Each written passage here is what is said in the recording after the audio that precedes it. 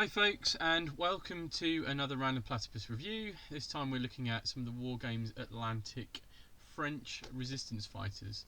Now they are French resistance fighters because I believe they are going to be doing more sets, perhaps partisans and things.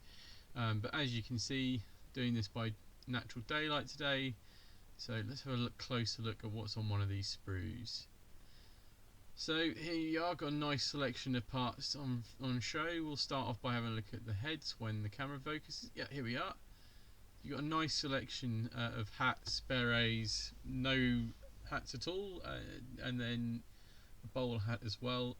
These are all absolutely fantastically detailed.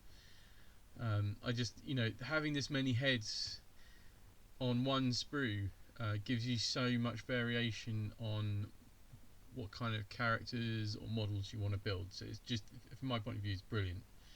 And then there's some nice little pieces to detail your figures with as well. You've got a knife, an ammo pouch, a couple of pistol holsters. Then of course you have to have a pointy finger for your, perhaps the officer or somebody pointing out a target for a sniper or something.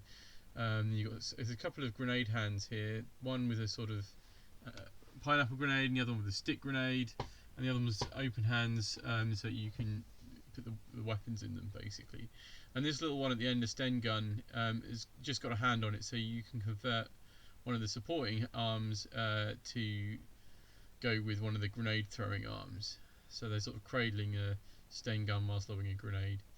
And then you've got another line of weapons, pistols. There's a grease gun there, another Sten gun, and a couple of Schmeissers, which aren't actually designed by Schmeisser, I found out the other day, but German submachine guns. I think the MP44s maybe is what they're called, or an earlier version of, should I say. But yeah, I mean, again, this is, look at the variety here. That's just one row. So you've submachine guns and a pistol. For these, I'm going to be making them into Achtung Cthulhu from Mephistius investigators. So I'm going to be using the pistol hands a lot. So we've got another pistol over there. It's a slightly more, I think it's a slightly older one, which is good because you want a mix. Resistance fighters are going to have a mix of weapons, and then you've got a brain gun, a rifle. And then again, what I found is that there's a line of arms without hands on them, so the Sten gun could go with that. And then at the bottom you've got some of the bodies as well, so you've got 4 in total. You make 4 figures from a sprue. I think I paid a little bit over a £5 for this, including postage, to have this one sprue to help me make 4 investigators to add to a couple of metal figures I've got. So some people might say the head options are great, but 4 bodies doesn't give you a lot of variety, but actually I think you can get quite a lot of variety out of these depending on how you paint the clothes that they're wearing. So you can vary up quite a bit. So painting a jacket as a shopkeeper's jacket or a smart jacket, for example, would change the look of the figure quite a lot. But for me, just the number of parts on this are brilliant.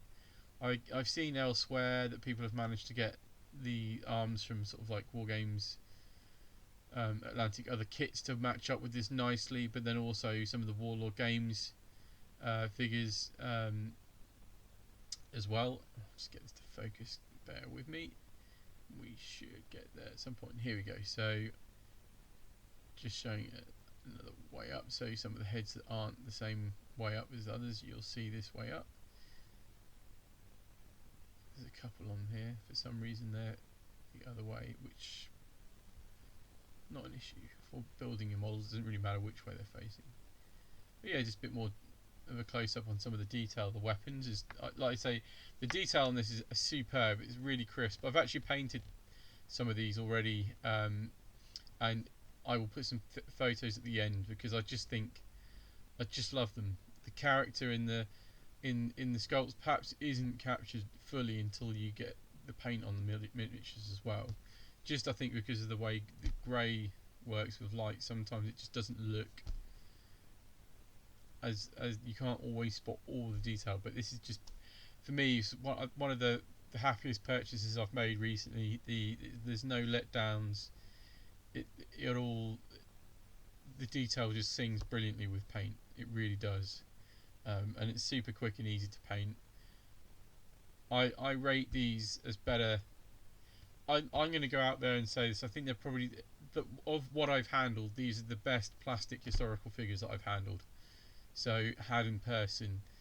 Now that's really all I can say in terms of they are a smashing kit.